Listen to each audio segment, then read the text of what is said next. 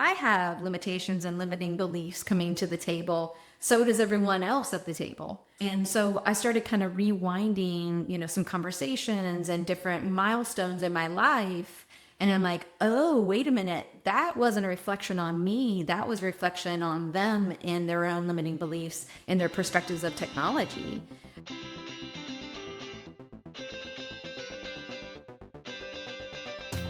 Welcome to today's episode of Think Outside the Boss. Today's guest is helping leaders make sense of AI and actually use it. Kendra Ramirez is the CEO of KR Digital, a leader in digital and AI transformation for B2B companies. And she has been in this space for a long time, building AI since 2018. She leads the space through the Cincinnati AI Catalyst Committee and co-hosts Cincy AI, the region's largest AI community. Kendra has delivered hundreds of sessions helping business leaders to cut through the noise and take action. She is also recognized globally on LinkedIn and serves as a Claude Ambassador. And she has been awarded numerous awards, such as Women of Influence, John Barrett Entrepreneur Vision Award, Cincy Chic Woman of the Year, and STEM Influencer. Kendra, welcome to Think Outside the Boss. Thank you so much, Katie. So excited to have you here. And also, this wasn't in your bio, but Kendra writes AI Simplified, which is like the best newsletter for AI that I have ever seen because it's practical, it's relevant. I feel like you're reading my mind. Every time I read it, I'm like, oh, this is exactly the question that I'm struggling with right now. Oh, that is so kind of you. Thank you, thank you, thank you. I love doing that. I've been writing for 3 years weekly on AI, and I just love doing it. It's just, off of conversations that I'm having and questions people are asking. I'm like, okay, well, if you have that question, someone else probably has the same question, so let's write about it. So I start off the conversation with the same question, which is, when did you first realize that you were a leader? Oh gosh, I love this question so much because I had to kind of reflect back and I think I wasn't even sure like I had the words for it. But if I look back and just follow my actions, I would say in college, I was a social chair for our sorority and had to like do all the planning, but I also had to rally others around the work that needed to be done because it was a lot. And in doing so, it was like that reflection of, I don't think I understood it in the moment, but like reflecting back, I was like, oh, okay, yeah, I really, did have to kind of step up and rally those teams around the efforts that we were trying to achieve. And then also just in corporate America, I'm always someone in my early days, I was always managing up. So like constantly telling leadership, like, well, why are we doing it this way? And because I'm always, looking for efficiencies or I have ideas. And luckily I did have fantastic leadership and I was very young. I was in a technology company. I was a female. I was very young. And again, I had an amazing leader that really built into me and allowed me to push. And so that just became normal to me. And so I've always kind of been one of those that tends to ask for forgiveness and not permission. Just being surrounded by people that supported that instead of squashing it. Because I do tell other leaders now that, hey, if that person in your organization that is managing up or giving ideas goes quiet, that's a huge red flag. Because you want the diversity of thinking. You want people to push. We don't always want people to be in this is the way we've always done it, because especially now where we are in AI, I'm constantly telling leadership, what got us here is not going to get us to the next 5 years. We have to do and work very, very differently. And it's a big shift for people. Yes, it's a massive shift. And I love how you're talking about you had that, like you had good leaders early on who were encouraging you to push back and question because they knew, oh, this is going somewhere. This isn't just like why for the sake of it. You had a vision and they wanted to pull that out of you. So I think that's incredible. How has that shaped how you lead now? Yeah. So back to I try to be super mindful of of the idea sharing and maybe a different way or a different approach or looking at, differently than in the past of just, okay, I'm just gonna make the decision and run. Right. But really pausing and hearing everyone's perspective and just being quiet, right? Because sometimes, Chatty Yeah. Cathy over here, right? Like I want to, chat about all the things and leave with all my ideas. And I've really tried to be more mindful of let's hear everyone out first before jumping in and sharing, my, thoughts and ideas. Because I don't want to lead the witness, right? Because if I say it and I start sharing, then maybe others will be like, okay, well, we're just going to go with what she said. Well, that doesn't necessarily mean that's the right move at all. Totally. Totally. Yeah, I'm an external processor. So sometimes I just am just processing externally doesn't mean it's the right path at all. So I've tried to really be mindful of letting others share their perspectives first and then saying, okay, well, oh, I was kind of thinking about that too. And man, you took it to another place that I didn't even think of. And I love that. So just giving people permission, I think is the biggest thing of like permission to push back, permission to come up with ideas, permission to push, boundaries of where we are, I think is huge as a leader. Yeah, yes. I love that. And that takes me back to when I was in marketing at P&G and we did copy commenting. So when we'd see the ads and the boards, and I hated this because I was an ABM at the time, so I was the most junior person, but they had the most junior person give their comments first and the leader give their comments last. And I see the brilliance in that now, even though it was nerve-wracking at the time. I see why they did that, because if, the leader gives their opinion first, everyone's, oh, well, that the leader said it, that must be what we're doing. And it's like, no, it's just an idea. Yes. So I noticed like you have been in AI and you've been in digital like practically your whole career, and then you were very early into AI. Can you like share your journey of like how you got how your like the evolution of your career brought you into AI? Yes, yes.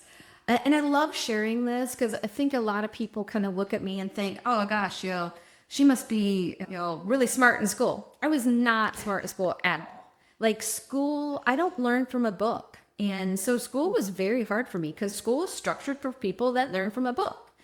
And so I almost didn't even go to college because I'm like, I don't know if I can do it or not.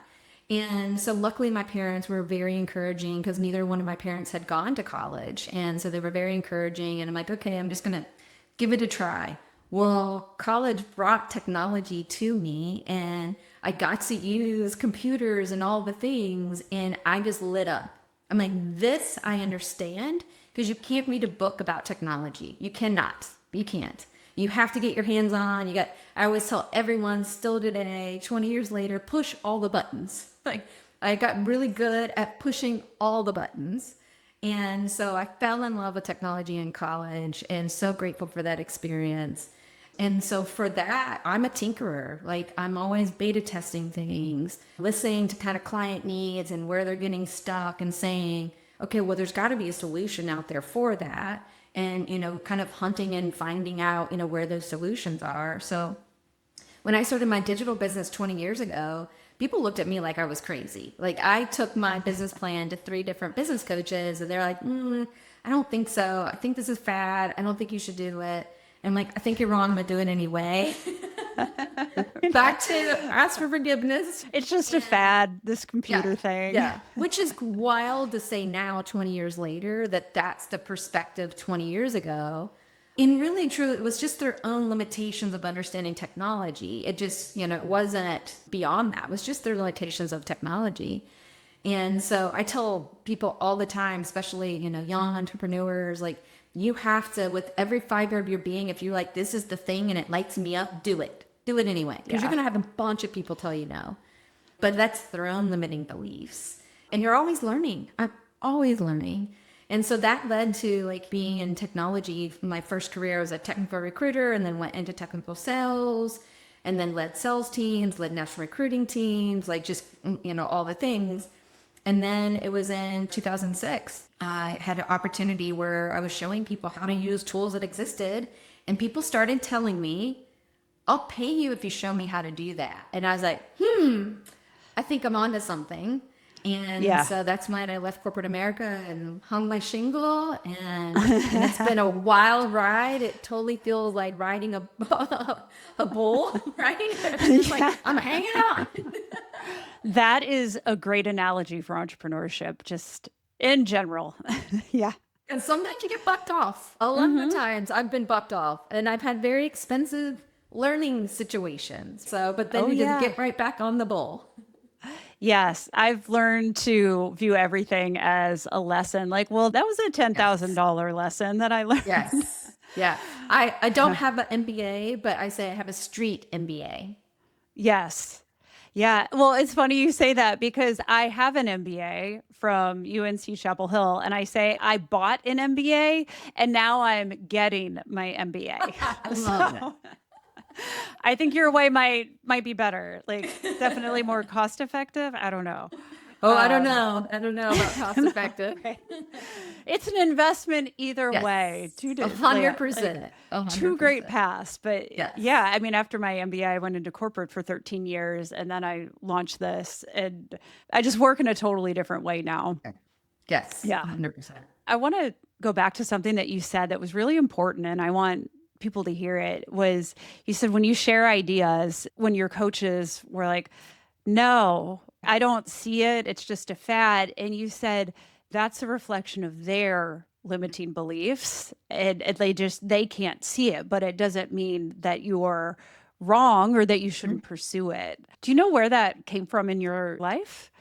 Yeah, thank you. And it's because I have fantastic mentor and business coaches, and I had a mindset coach that I've worked with, 15 years ago.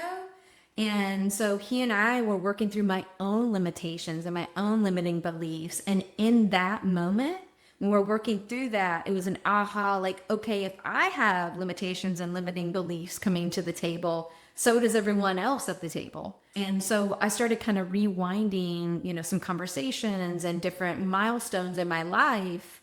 And I'm like, oh, wait a minute. That wasn't a reflection on me. That was a reflection on them and their own limiting beliefs and their perspectives of technology. So that really came from working with, a coach that, man, we had to dig through a lot of layers.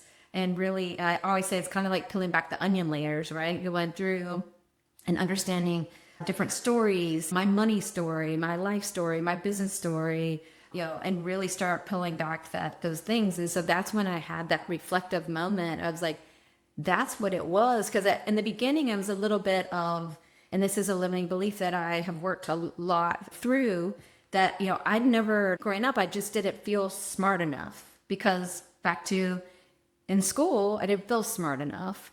And sometimes in hearing those individuals give me that feedback of, oh, this isn't a good idea, I was just like, okay, well, here we go again. It's maybe I'm not smart enough. Maybe they see something that I'm not seeing. But every fiber in my being, I can't describe it any other way, was just like, this is a thing. It is important. And you're going to lead in this area. And I'm so grateful that I trusted that and did it anyway. But yeah, it was absolutely a reflective moment of all the coaching over the last 15 years that I've had. Yeah. You got to a point where I can't not do it. Yes. Yeah. Yeah. And so grateful that you did. So what work did you start off with? Yeah, when I first started, I was a training company. I was training people how to use LinkedIn 20 years ago. Because with my team, when I was at corporate America, I was training on LinkedIn and Jigsaw and Manta. I mean, we're going way back. Yeah. Way Manta. back. Yeah. And peers across the country were calling in and asking me, what are you doing? Because our team was doing well and I'm showing them. And I'm like, and it just came, it was so easy for me. I'm like, I still sometimes struggle and kind of devalue some things that are really easy for me. Because I'm like, gosh, you'll pay me for this? Because this is easy. I could do this in my sleep. But learning, and working with others, it didn't come natural to them. And then evolving, because I would listen to client needs again of, oh, they didn't even have they learned LinkedIn, but they didn't really have a strategy around it. Or they didn't have someone that can kind of own that internally and carry the ball forward. So I started hearing clients say, that's great. I love this and I'm learning all these things, but can I just pay you to go do it for me? So I started Totally. stacking in all the others. So I moved from training to strategy to social media management. So everything in my business has always been hearing commonalities, common pain points, and then start stacking in things that made sense, right? Not, Right. left field, but that made natural sense. And it's Yeah. so funny, Katie, because like I'm having deja vu happening right now. And I've done, hundreds of AI sessions over the last 3 years. And now I'm starting to hear that's great that I now know to do it, but can I just pay you to go build the agent? Can I just pay you to go build the workflow? Can I yes. So it's Yes. wild, absolutely wild. I'm like, this is deja vu. I've been here before. It's all coming back around. And one of the reasons I wanted to have you on is because you are like legit in AI and you've been in it. I mean, I don't know when AI started, but it's not like you just heard about it 6 months ago and started a blog. Like you've really, it's been part of your company and your career for some time now.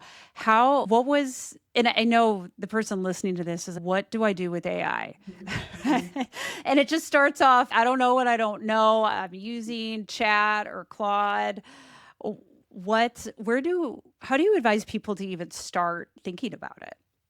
Yeah, and this is a very, very common question.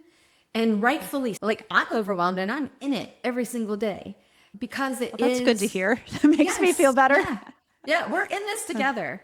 And I think a lot of people are stuck in just analysis paralysis, right? They've been thrown so many tools. I mean, there's millions and millions of tools and millions of tools coming out each day. I always tell people to look at their organization, look at their current technology stack. So if you're a Microsoft Office already, or you're a Google Workspace already, then it's natural to go ahead and look at the AI tools that sit in those environments today. So looking at Copilot and Microsoft, or looking at Gemini and Google, looking at your environments, your technology stack today, is there any AI enablement that you can do before you go and look for shiny objects? And really starting with first and foremost, why? Why are we doing it? What's the strategy? What are use cases? Because you're going to have some use cases that may need an outlier outside of Microsoft Copilot. There's going to be edge cases where you need tools that sit outside of your operating system that you already have. But we always start with just your current technology stack first, because you may be setting on things that are already AI enabled and you maybe not turned it on yet. And I wrote about this recently. A gentleman out of New York had reached out and he's like, hey, I've got 30 grand to spend on an AI website chatbot. Can you help me? And I'm like, well, potentially, yeah, maybe like we could help, but let me ask some questions. So I started asking questions about, what's his, strategy around it? What's his goal? Why is he trying to do it? What does he want to integrate with it? Back to asking those questions. He's, oh, well, from that, I think maybe connecting to our CRM would be the right move. I'm like, yeah, that sounds great with what you're saying and your goals. That would be the right move. And I said, what CRM are you using? And he's Zoho. And I'm like, dude, I'm going to save you 30 grand right now. Zoho has a built-in AI web chatbot. And he didn't know. He didn't Yeah. know. And he's, well, all the other vendors were more than willing to hand me a proposal for 30 grand. I'm like, I'm sure they were. Of But course. I want to sleep well at night. I cannot, I want to sleep well at night. And so I was happy because now he can go invest that 30 grand that he was setting and do something else with it. But start with the current technology stack. Start with, one of the core AI models being like, Microsoft Copilot or OpenAI ChatGPT or Anthropic Claude. Like start with the core model, start with those use cases, and then decide, okay, well, there's some edge cases that really we do need to consider a different tool. I love it. I want to turn this into my own personal consulting session. Go for it. Go for it. I love it. So we've been using ChatGPT for, well, as long as it's been out, like a year. No, no, I think like 18 months we've been using ChatGPT. And I have been hearing so much about Claude lately. And what we primarily use ChatGPT for, it's an assistant because I'm a services company. So it's writing, it's like help writing the proposals. It's like I use it to assist in like newsletters and posts and things like that. So it's very much using it like as a need to replicate my voice as a human. Like it's fine. I'm sure I'm not using it right because I'm so overwhelmed by AI and like all the training models and all the prompts that I'm like, I just can't deal with this right now. But I've heard a lot about Claude and that it has, quote, like a better human voice. And so if Yes. you're writing and doing newsletters, and so I was like, okay, well, maybe do I switch to Claude? But then I have to like get Claude Yeah. up to speed on my voice or my company, which just sounds like a lot of effort. So Yes. that's where I am today. So Yeah. how would you advise me on that one? Yes, yes, yes. I love this so much. I was taking a couple Oh, notes just cool. because I wanted to make sure and hit some of the things you talked about. And I too, ChatGPT was my first love. I've been on it since 2022. I was in it literally all the time and then made the switch to Claude, gosh, I don't know, maybe a year ago or so. I mean, I had signed up for it like long time ago, but was in it a couple of times, but still using ChatGPT, but really moved everything, to Claude. It's so much better at the human voice. It just is. Run the same prompt in both and see the output. Like you will immediately see like, ooh, wow, this is very, very different. And then the other thing that I explain to people is when we're simply just using chat versus like in Claude, they have what's called co-work.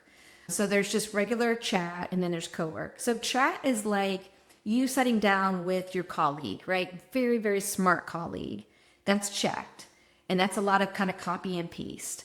Co-work inside of Claude, and it's something you download on your desktop, is that smart colleague that now has access to your files, your standard operating procedures, your voice.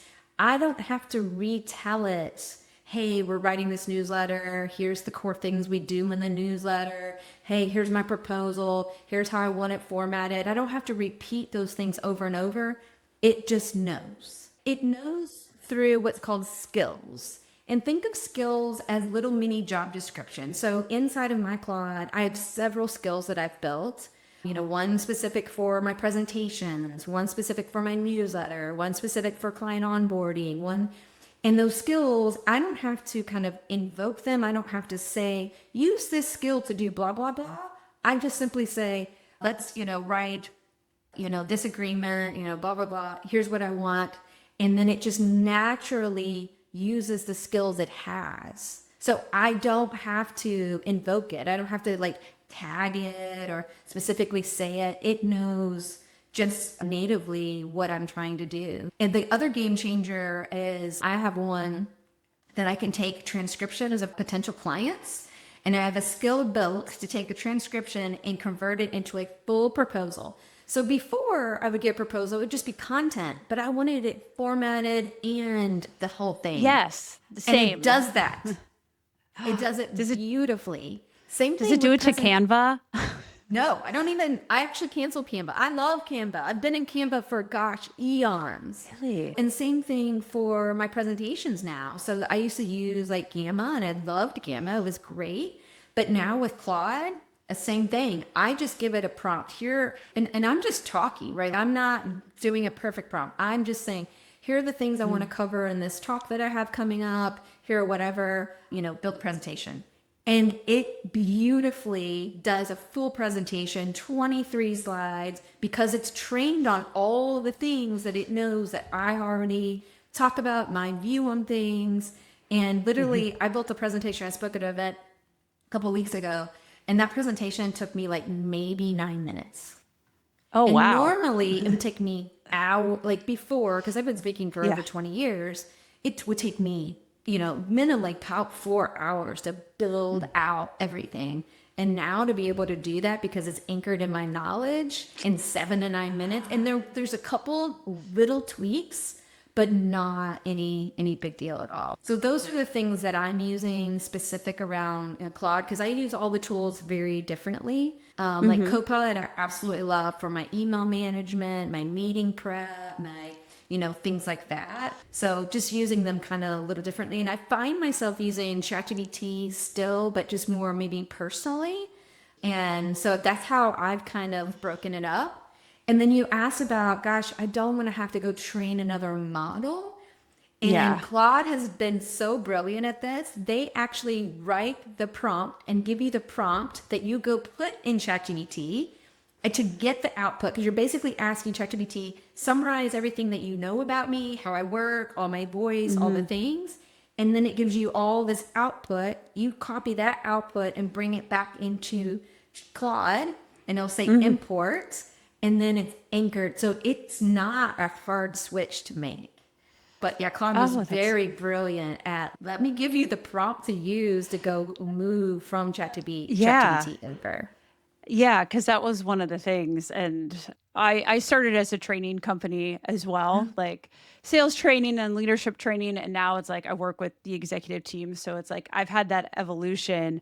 And with training too, it's just, oh my gosh, it's like a thing, like I have to set aside time. I got to do, and that's where I'm like, I know I have to do this at some point, but like it's not like there's a deadline, so to speak. And so I'm like, well, I'm just going to keep going with what I know rather than just stop and take the time to learn something new.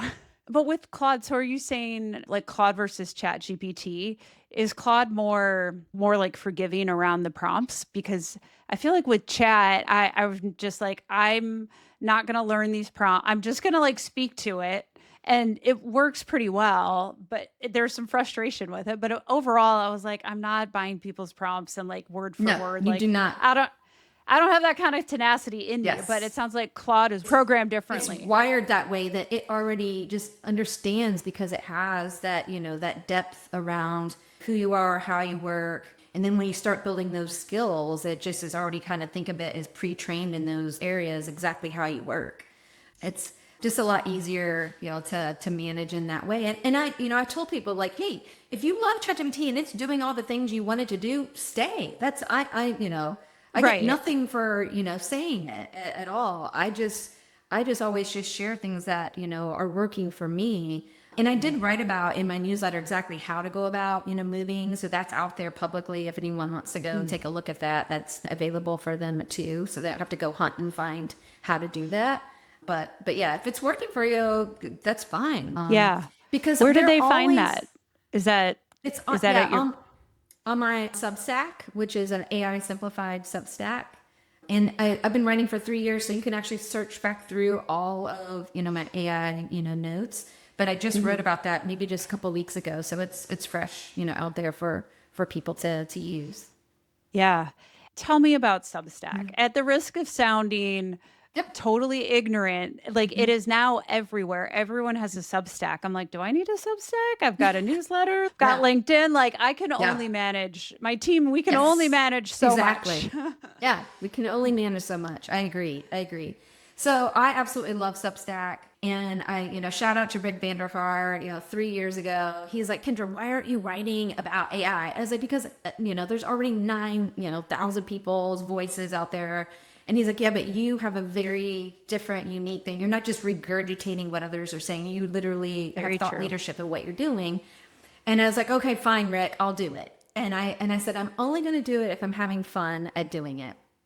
And I love it. I'm so grateful. And I tell Rick that all the time. Like, thank you, thank you, thank you for encouraging me to do that. And so the reason why I love Substack is like with social media, it's so pay to play and no one sees your content because it gets buried in the algorithm. And when you have a Substack, you have people that have subscribed. So like I think my open rate on Substack is, I don't know, 52% or something like that. Like it's significant versus, I have almost 14,000 people on LinkedIn. And I think, my average post gets, I don't know, maybe 3,000 impressions or whatever. That's tiny. And so just out of frustration of, hey, I've got something important to say and I want people to be able to, to experience it and read it and share it. And the other thing I like about Substack is they will push your content out to the Substack community beyond your subscribers. And then I've also been super, super honored that people have recommended my newsletter in their Substack. So you can recommend other Substacks. And that's been helpful because that has driven views and subscriptions for my Substack. So I've really, really enjoyed it. It's super easy to set up.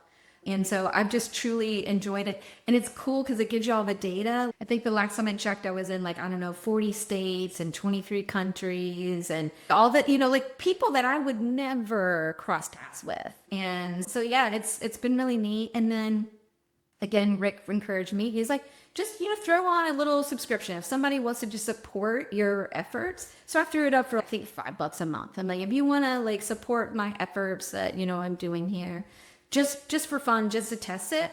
My little newsletter makes like $4,000 a year, and I don't push. Like I always tell people, do not feel compelled to pay. Like and it's because it's month to month, whatever. But it's just nice to know that people are like, hey, it's just almost like, hey, let me buy you a coffee, right? Here's $5. Let me buy you a coffee for your efforts that you're doing. And so I'm honored that people are willing to invest a little bit of, money and or time and spending time with it. So that's why I love it. That is, yeah, thank you for sharing that. And it, like, first of all, it doesn't surprise me at all to hear like the success that you're having on it, because you are a thought leader in this space, not someone who has, like I said, just, you're regurgitating other things. So that is awesome. And so just a question of clarity. So do you have two newsletters, or like you have one that's free and then one that's paid? Are they different, or? So it's the same newsletter. Okay. So it's not two. It's just the same. It's just a matter of if someone wants to just kind of support the efforts they can or can't. They still get everything. Now I do have, I think, and this was in the early days when I set it up. I think I talked maybe 2 or 3 like full presentations behind a paywall. Hey, if you just it'll unlock those. But now, because again, that was right when I first started over 3 years ago. Now I just give it all away. Like I'm like, here, just take it. But yeah, it's however you want to do the paywall, and you could charge whatever you want for the paywall. I just started just really low because again, I was more just testing it. It was just for fun to see, and so yeah, it's just I've really had fun with it, and to get little notes from people of like, I got someone this morning. Oh my gosh, I really needed to hear that today. Like that just makes me happy. And you don't get that experience in social media. You just don't. No, I do get it a little bit with my newsletter. People reply to it, and every time I'm shocked. I'm like, "You're reading it," like, and it sparked a lot of like new relationships and just great conversations. Because like I love what I talk. I love talking about leadership. I love talking to leaders, and people are like, "Well, how do you create trust? How do you build that?" And so I love talking about conflict. I don't like having it with my kids. But I was like, I'm highly effective with adults. I love it when people are really start to engage in the content, and that's what makes it fun. I'm not writing just for me to write. I'm writing to have an impact on other people so that they know that there's an idea to think differently and that they're not stuck. So, and you do a fantastic job of that as well. Absolutely. Oh, thank you. I appreciate that. Talk about what is the work that you do with your clients. Yeah, we do AI enablement. And so what AI enablement means is we come in and lay a foundation. We start with leadership first and getting them and doing a working session around their executive roadmap, around thinking, right? Because we're very human-centered in our approach versus technology-centered. And so getting them to understand, the terminology, so everyone has the same, playbook, to getting them to understand what's possible. I love doing art of possible and sharing use cases because we've worked with hundreds of businesses. So we've seen a lot. And so none of it is theory. It's all because I will only share things that I've laid eyeballs on. And so we just do a working session with them, and then we'll do a similar kind of working session with their staff. And again, role-based, understanding things that they can do around the tooling that they, have selected. And then we move into the workflows. So we'll document the workflows if it's not documented, and then figure out what AI tooling is going to help with those workflows. We always, when our interviews, ask the humans, what are things you love doing? Because we don't want to put AI on that. If you love doing that thing, even though AI could probably do it better, we want to keep that. We want to only look at the things that feel mundane suck all your energy, things that just feel monotonous and repetitive. That's a great way for AI to come in and play in that space and enabling, that. And then it's just carrying everything forward. So having AI task force or council and identifying AI champions in every department, because this is all holistically within the whole company. And just because someone's got to keep carrying things forward. And it becomes a little bit of a flywheel effect because, we start in one area and then leaders finally are like, oh my gosh, can we now do that over here? And can we now do it over here? It's so fun when everyone finally starts like connecting the dots because it just feels so big and like we bring it all the way down to let's do real things and real impact in the business. And there is true ROI because you hear that a lot like, oh, there, 95% of, businesses are failing in launching AI. And I'm like, BS. Like, that's not correct. That is not correct. What is true in the world today, Kendra?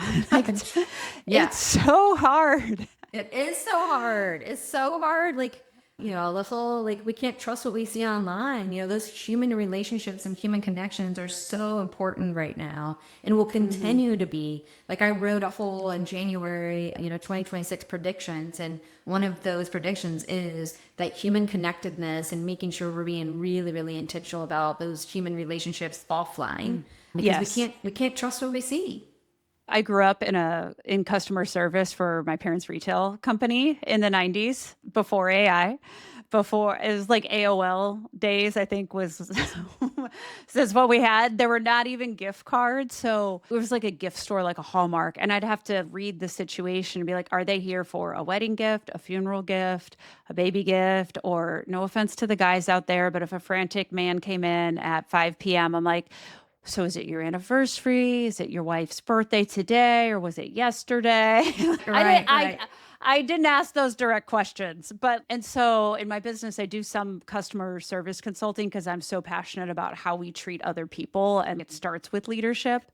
And that's a place where there's so much AI and customer service, almost too much arguably, where it's no, I just want to talk to a person because I have a specific issue with this order. And sometimes it works, but man, when it doesn't work, when AI doesn't work as a customer, it's so frustrating.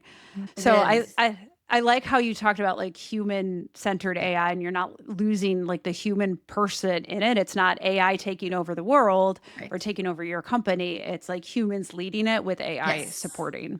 100%. Well said. Thank you. I have a great teacher. Yes. Is there anything else that you want to talk about regarding your work? Anything that I haven't asked you or that you want the listener to know? Oh, goodness. I think you would ask the question in kind of, preparation, for the podcast. And I love like, this has just been just a great conversation, right? Like we didn't have to pre-script anything or map anything out. But one question that did stand out was about like, how did I have to think differently as a leader, moving? And I love that so much because I was thinking back through of what I keep running into are organizations when we're working with, teams, is the team has literally been sitting there waiting for the organization to give permission to move forward. I started seeing this, I've seen it a long, long time, but I'm like, let's stop waiting for permission, right? Yes, we want to make sure we're mindful of guardrails and our policies that our organization has, but let's stop waiting for permission to be able to go use the tools, right? Or learn about the tools. Like, you go learn about the tools. Don't wait. If your leadership isn't already saying, hey, we have an AI fluency program in our organization, you step up and lead. You step and say, where is this? Why aren't we doing it? What can we be doing? And then also, I always tell all of my teams of don't come with me just problem. Come with me with a problem and the solution. So go to the teams and go to leaders and manage up and say, what are we doing in this effort? And oh, by the way, I have, found some training or found some podcasts or found some books or found some readings that, I think we could, roll out, right? So you're bringing the problem and the solution. I just want to put a pin in it. Like, let's stop waiting for permission. Yes. I love that. And, some of the corporate clients that I work with, they are waiting for permission especially at bigger companies. Like it doesn't have to be corporate, like publicly traded, but when it is a big company and there's policies, there's red tape. And one of the things I've heard about this is the security. So like what is safe, to put on AI, whether it's Chat or Claude or whatever tool. And if you could talk about that, like when I'm, putting like a pricing template or a proposal or whatever, what is safe or secure to put into AI? Yeah. Excellent question. As long as you're in like the enterprise version, right? Some Microsoft Copilot, the paid version, that is what I call like a moat, right? You've got the castle, you've got the moat, it is moated. That information does not leave the organization and go back out and train the AI. So when you're using free AI tools is when you're in trouble because it's free for a reason, right? Anything out there that you're using for free, you are the product. So the AI is learning off of you. So making sure the paying tools is what you're using. And don't ever put any private identified information, private healthcare information, your social security, credit card information, whatever, in any of those tools. Be very mindful. And again, some organizations or some individuals, maybe aren't in a place to pay for things or do different things. So what you do is just anonymize it, right? Don't mention the company name. So you can still put a pricing thing out there and use it to get the information, but just don't name the company, right? Or if you're doing some analysis on something, just don't list, the client name or, whatever it may be. Just anonymize information. If you're just kind of stuck and you have to use some of the free things, or if you are just a little bit concerned in any way of data leakage, just go ahead and anonymizing that. And I still do that even in the paid tools. I still, not so much in Copilot because I feel very more comfortable there in that suite. But in some of the other tools, I do still be kind of mindful of naming things, right? Yes. Yeah. Oh, that's great. And it does. I've heard that too, where if you pay for it, it's better. And I love what you said about if it's free, you are the product. 100%. Yes. Awesome. Well, thank you so much. Are you ready to move into the lightning round, Kendra? Oh, yes. I love it. I love it. I love that you do this. It's so fun. I enjoy it. It's like the same 5 questions to every guest. So the first one is, do you have a favorite personality assessment? Ooh. Okay. Hi, I'm Kendra. I'm addicted to personality assessments. Me too. Gosh. Just because I want to know, right? I want to know like strengths and weaknesses and opportunities and all the things. And gosh, I don't know if I have a favorite, but what I did is I went into AI and I gave it all of my assessments, right? Enneagram 3, Wing 2, my Strength Finders, my Colby, all the different Myers-Briggs, DISC, because I've taken, all of them. And I just put them in there and I told it to map out the SWOT analysis of, my personality and the commonalities. Because one of the things that is very loud across all of my personalities is the maximizer, strategic, positivity. So it was just really cool to run that. So anyone listening, go do that in AI, give it whatever assessments you've done and just play with it and say, or you could even say, as a leader, how do I show up with these personalities? Our clients they all did DISC. And so I told them, I said, okay, if you're walking into a meeting and you're an ID and you're walking into a meeting with a CS, ask AI like, hey, I'm an ID, I'm preparing for this meeting with the CS, help me, what would the person need to know? And you could do that with any assessment. Yes. Yeah. So I don't really have a favorite, but I love all of them. I love all of them. Yes. But just the way you said to put it in AI, and that's kind of what Cloverleaf does to an extent. Like, I had Darren on, he was one of the earlier guests on the podcast. Phenomenal. I love Cloverleaf, but being able to do that, but being able to do it for yourself too and get those insights, I love it. Have you taken Working Genius or have you heard of Working Genius at all? I have taken Working Genius, but I don't remember. Yeah, I don't remember what the outputs of are that. Like I have a whole like folder of like outputs from that, but I did take it, gosh, several years ago. Yeah. That's the one I'm certified in. And that's my favorite. It's wonder, invention, discernment, galvanizing, enablement, and tenacity. And 2 of those types of work would be like your genius where you love to work. I'm going to guess invention is probably in yours. I was just going to say, when you said invention, innovation or whatever, I'm like, oh, that's probably where I am. But I'll have to go back through my notes and find it because I did do that. Oh, yeah.